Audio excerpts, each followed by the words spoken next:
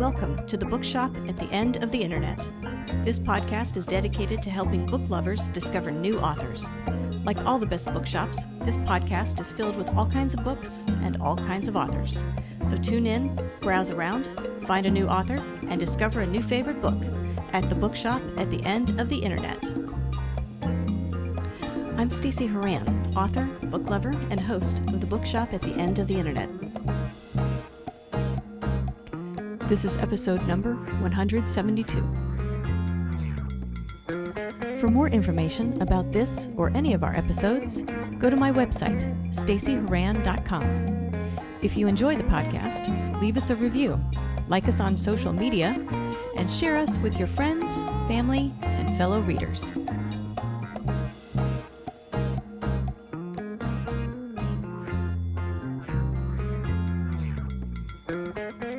In today's episode of The Bookshop at the End of the Internet, I'm chatting with author Kevin Moore about the first two books in his paranormal thriller series, The Book of Souls and The Book of Demons. Kevin practices lucid dreaming. In fact, it was a recurring dream about shadow people trying to get his son that inspired this series of books. After his son ended up in the ICU, Kevin decided there was something prophetic in the recurring dream, and he began to write. In Kevin's story, his main character, Jack Kelly, is a family man who has a near-death experience and wakes up in his 13-year-old body. He's told that his memories of a wife and children are false, and he discovers he now has the ability to see demons and ghosts. The Book of Souls was originally intended to be only a short story, but that short story soon became a novel, and that novel grew into a series. In this episode, I'll chat with Kevin about his writing journey, how he sees a lot of himself in his main character, Jack Kelly, and how lucid dreaming helped with his character development and plotline creation, as well as a few other things. Coming up.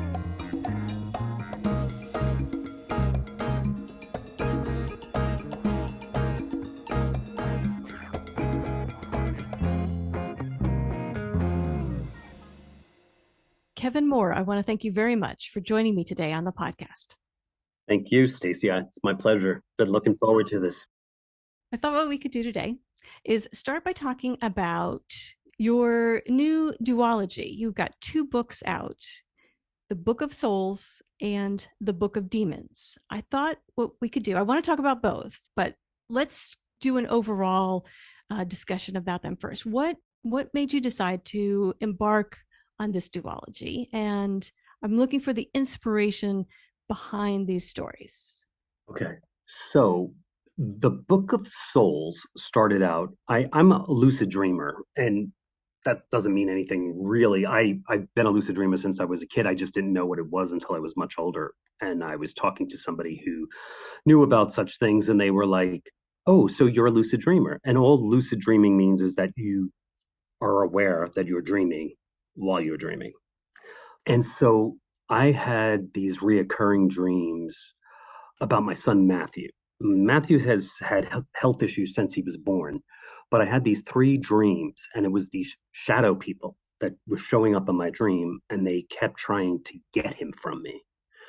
They were very, scary, and there was three of them, and I was trying to figure out what was the message, what were either they were trying to tell me or the dream was trying to tell me. And about, I would say, a month after the third dream, Matthew ended up in intensive care. And he was very sick. I mean, it was touch and go. And I would sleep with him at night in the hospital because he's nonverbal. And my wife would stay with him during the day. And the first night I was in the hospital, I remembered the dreams of the shadow people. And I was like, oh, so they were warning me.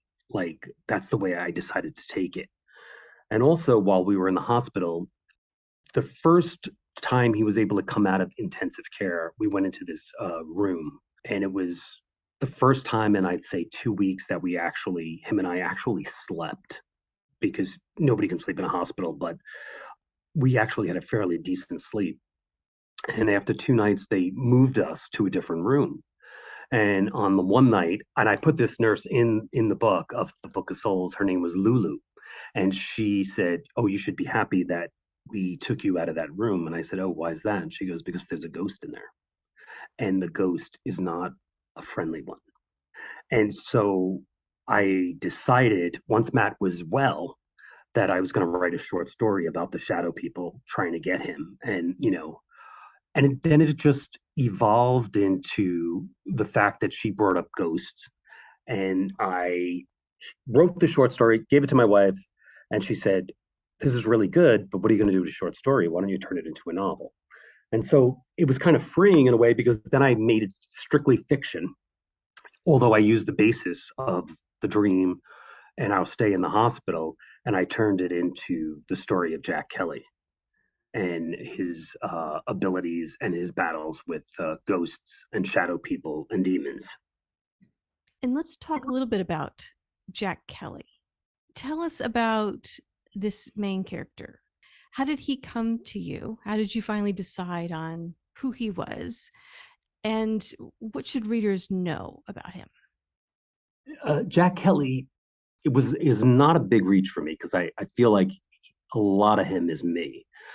But I had a couple of things that happened to me in my youth. Like I was 16 and a friend of mine, or no, I was 15 and a friend of mine got his driver's license and he had a Volkswagen. And a couple of us, he picked us up the first day he got his license. And we were going through this area of Homedale that had this really treacherous hill. And he took it very badly. And the Volkswagen ended up flipping over several times down the hill, totaling his car.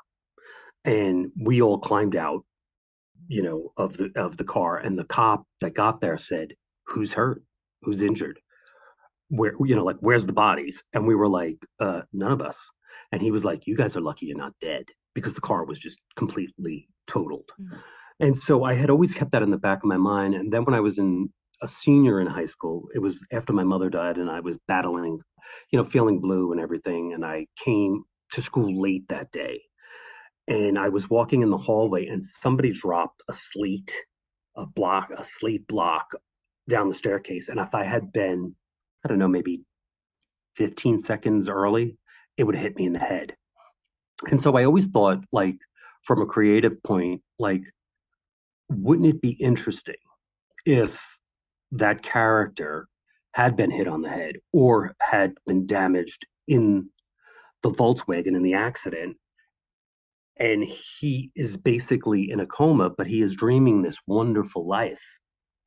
I was thinking about it one day as I was older in my 40s, and I was like, wouldn't it be, it's sort of like one of those parallel universes. Like I'm sitting here with a wife and kids, and, we're on vacation and I'm having this great time, but really I'm laying in a hospital bed in New York.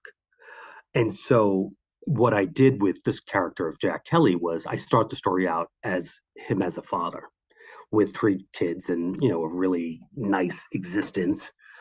The kid gets sick, like Matthew did. The shadow people show up in the hospital, and then he starts to realize there's something going on, and these two universes collide. And when he wakes up, and he's a 13-year-old boy, and the doctors, the neurologists, and his father are telling him that he had an accident at a boarding house, and he fell through the stairs, and he had a brain injury. And he's like, "No, no, no, I have a wife and kids," and he can name them, and he can name everything about them.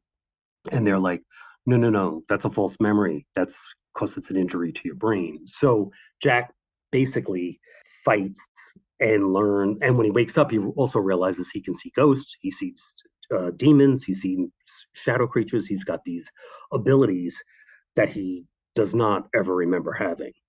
And so his goal is, even though, he's looking in the mirror and he's saying, "I'm a 13-year-old boy. I see that."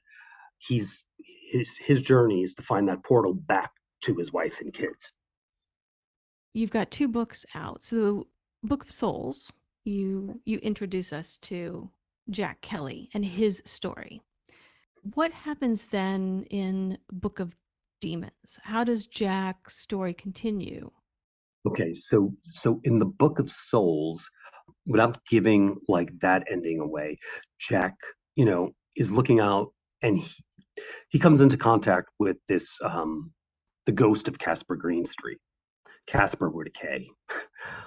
Casper was this very mediocre or average painter that starts doing portraits of people, and he does one portrait for them that they want to see in a uniform or dressed up in high fashion, and then he does a portrait of them as he sees their soul, and he starts cutting himself and using his blood in the paint, and the paintings take on this really very mystical atmosphere. And he becomes very famous. So when Jack meets him, he's actually the ghost of Casper Greenstreet. He has died for, you'll have to read the book to find out how he died, but he died, and Jack is trying to really set him free, but he comes in contact with this painting, and it's a painting of Casper as a boy. It's a self portrait of him as a boy, but it's complicated. There's other things happening there. And then in the book of demons, the shapeshifter who you're introduced to in the Book of Souls, Mr. Phillips, wants the painting because he knows that the shadows in the painting are nefarious and that he could use their energy for his own stuff, basically. And so that becomes a very more of a battle of good and evil, the Book of Souls, where Jack is trying to prevent him from getting the painting, and Mr. Phillips will do anything, including murder, to get it. And so when you were writing Mr. Phillips, how did you decide his parameters, let's say? How did you come up with him? Was he meant to be, let's say, the opposite of Jack, or did he come to you just fully formed, warts and all? Okay, so well, first Casper, when in the first book, Casper Greenstreet and Jack are kind of the opposites. And what Jack is having, he's having a second chance on battling his own fears and overcoming them. And it's something Casper never did. And that's sort of what kills him, right? So Casper is the opposite of Jack. Mr. Phillips, we are introduced to, and Casper originally was supposed to be a very minor character. He was going to be the ghost, but he was not. I ended up showing his life before he became a ghost, and then when he was a ghost, because I wanted to show his fear of being, like, when he was alive, he felt kind of invisible until he had his moment with the paintings. But when he was dead, he realized how powerful being invisible was. But Mr. Phillips comes in contact with Casper Greenstreet and Jack in the first book, but in a very minor way. And then in the second book, it allowed me really to discover more about Mr. Phillips, because in the first book, I think I described Mr. Phillips as, he looks like he's in the wrong movie, the wrong photograph, the wrong place. Like he's sort of out of time. And so that was like the nut that gave me, or the seed that gave me, where I was able to water him and find out why that was. Why did he look like, everybody who saw him always said, you know, he'd be really handsome if he wasn't so creepy. He'd be, he just looks like he's out of place, like he's from a different era and he's in the modern era. Do you know what I mean? Mm-hmm. So in the second book, the Book of Demons, it was really to to to bring the audience or the reader to find out how that happened. Why do people think that? Because that's how you're introduced to him. So it's like I was able to go back and show him how he becomes a shapeshifter. Where did the wickedness come from? Because I don't think people are born wicked, so to speak. I think there's that moment where they decide, like, I can take this road or I can take that road, and this road is the one that's going to give me either power, youth, money. And when you were writing these books, did you have a plan for both books when you started out, or did you plot out everything, or was this really a pantsing exercise? Yeah, yeah. It was. You know what? It originally was supposed to be one book, Mm-hmm. and we're actually going to be. I think for Christmas they're putting together in one book the complete set. So it's going to be the duology. Both books will be in one. they'll be separated, of course, but they'll be, it'll be sold as a duology. But yeah, no, I originally wrote the entire book. It was funny because when I was writing, I was like, I'm never gonna, like, am I going to have enough to say? Is there going to be enough things?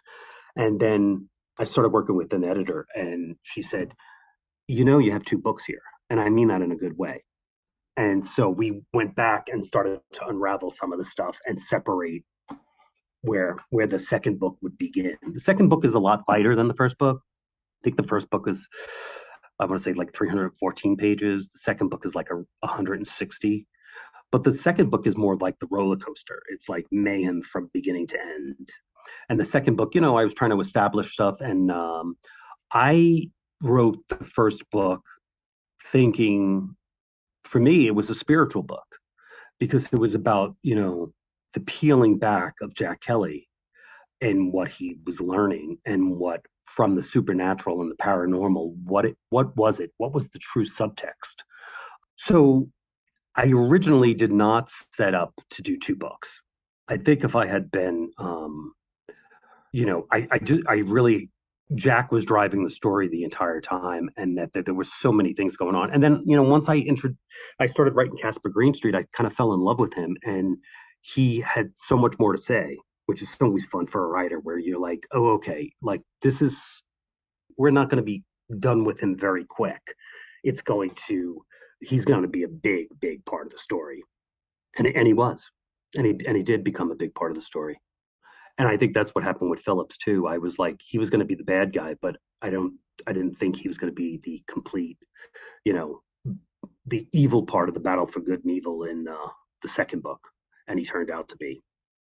And fun writing, just so enjoyable.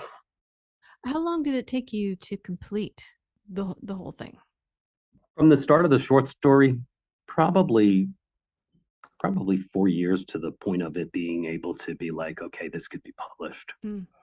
Yeah, probably 4 years because I did the short story first, and even though my wife suggested that I turn it into a novel, I I wasn't sure about it because I was like, okay, well, how far can you go with shadow people?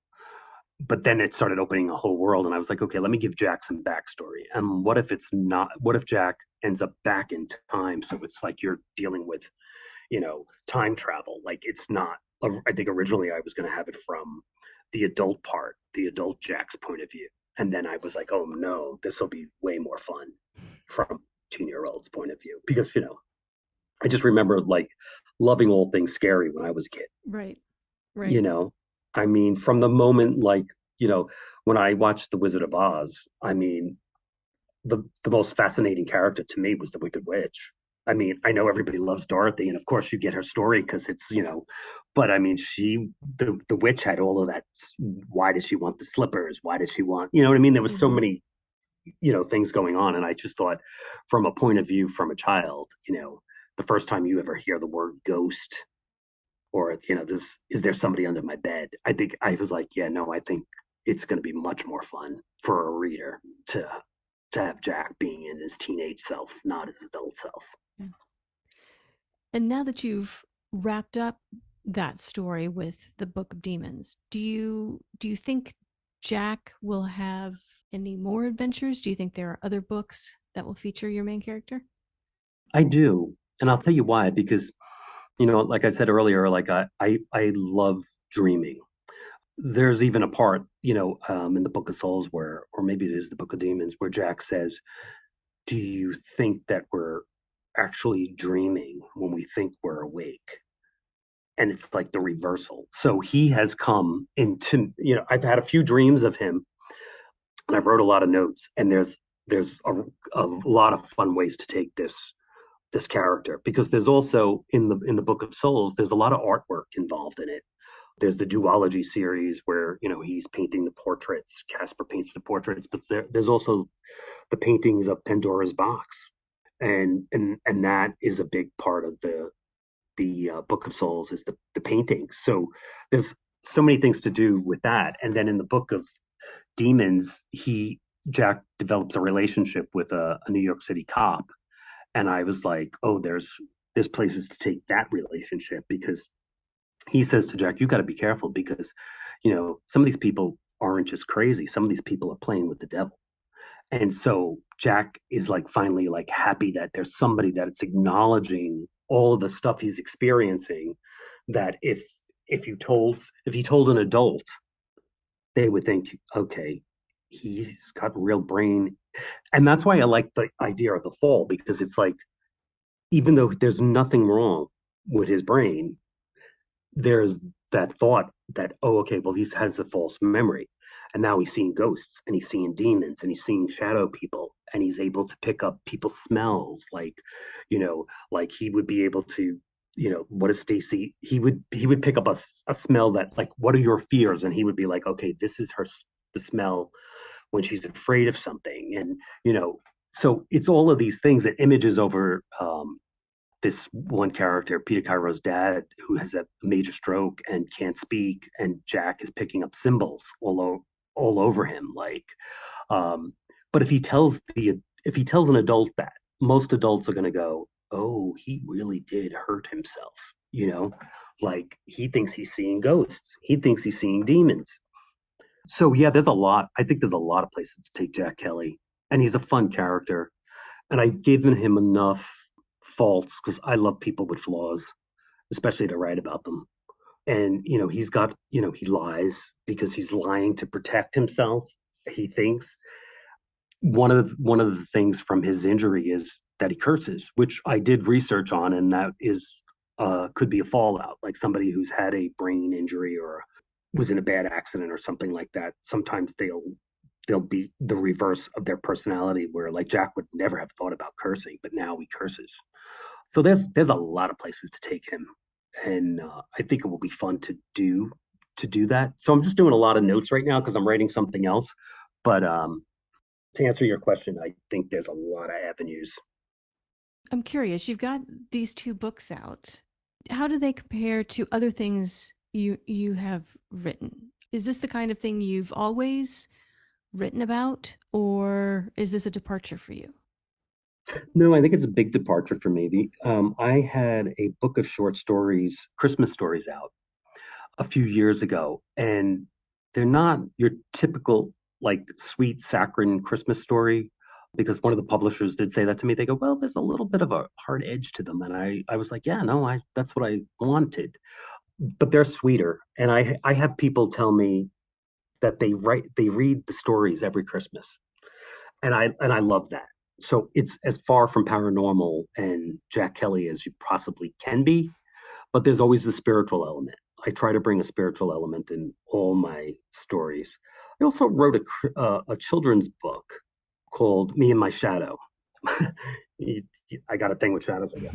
But yeah, so yeah, this was a departure.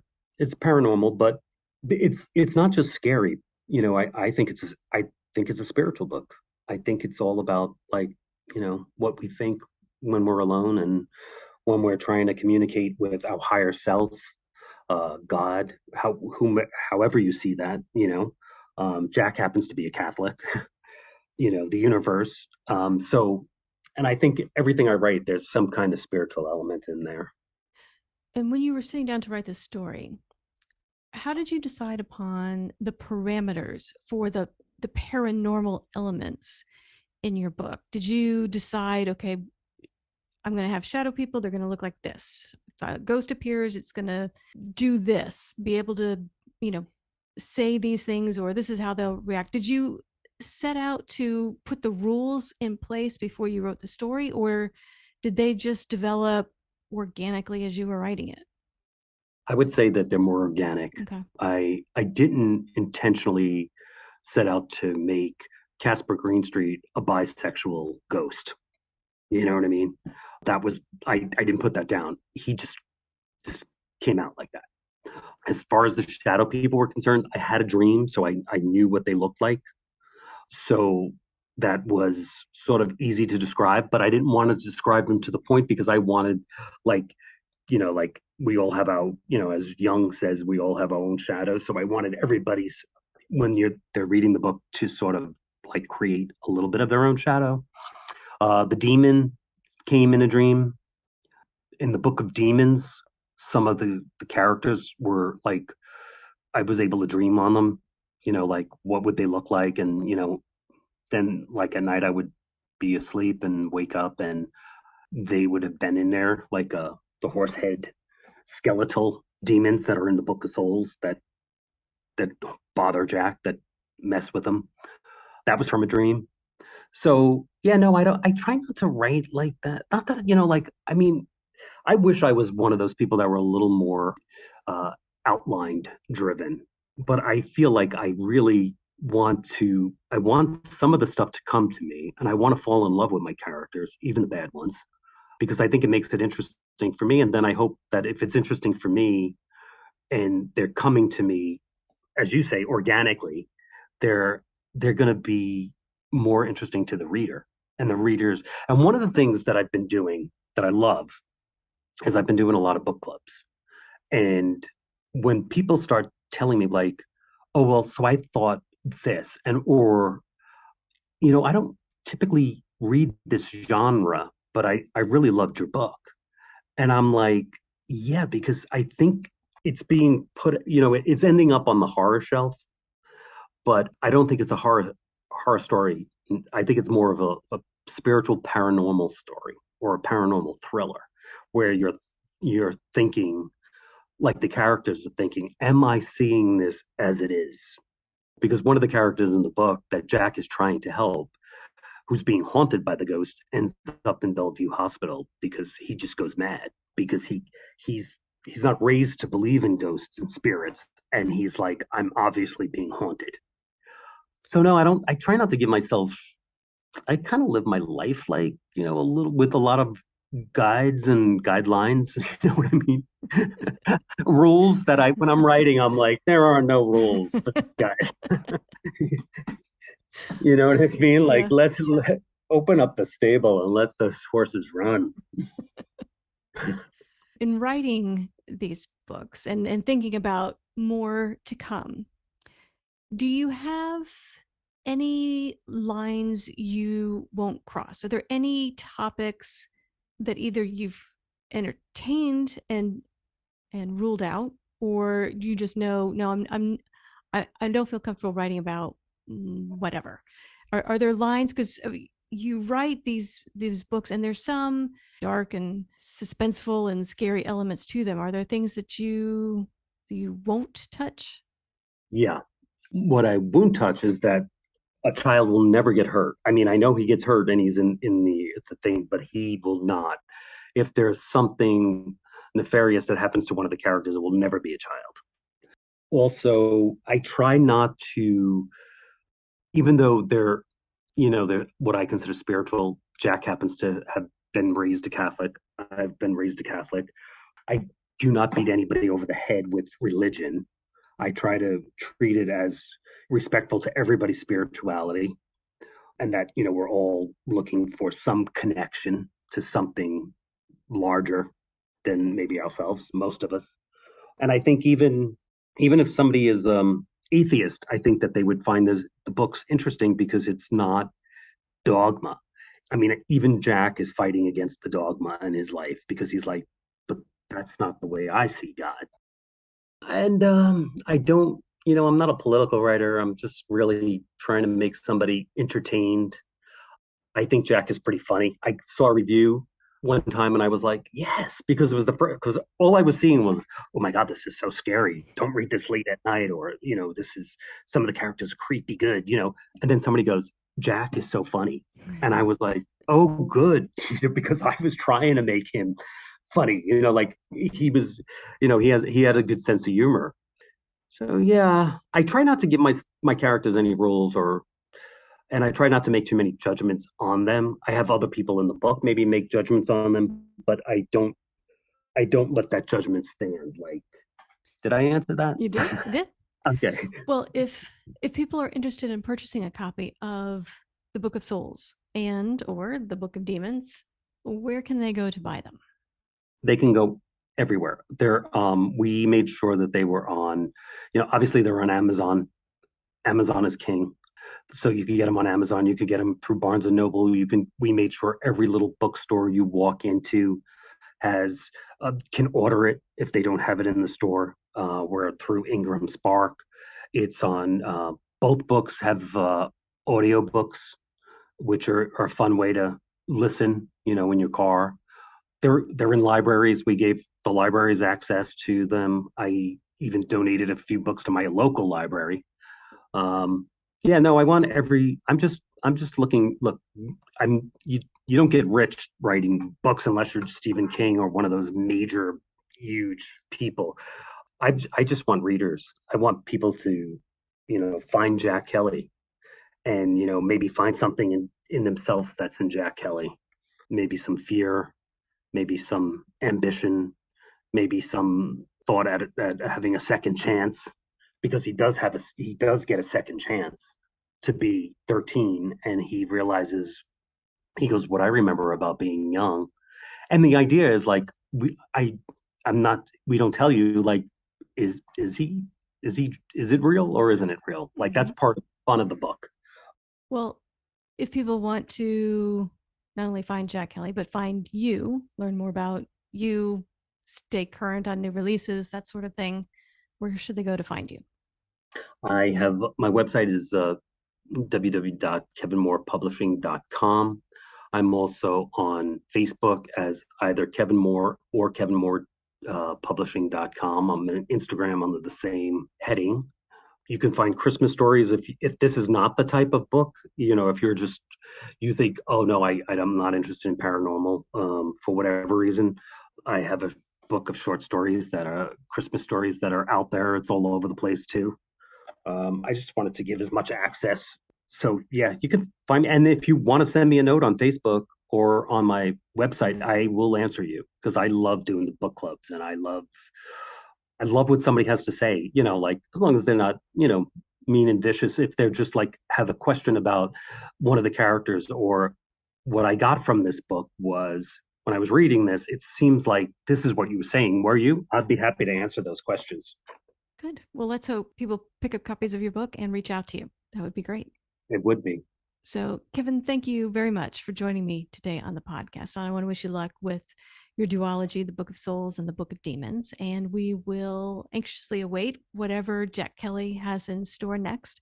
So, congratulations on everything you've accomplished so far, and best of luck with the rest of your writing journey. Thank you so much. It was a pleasure, Stacey. Thanks for having me on. The Bookshop at the End of the Internet is a podcast dedicated to helping book lovers discover new authors.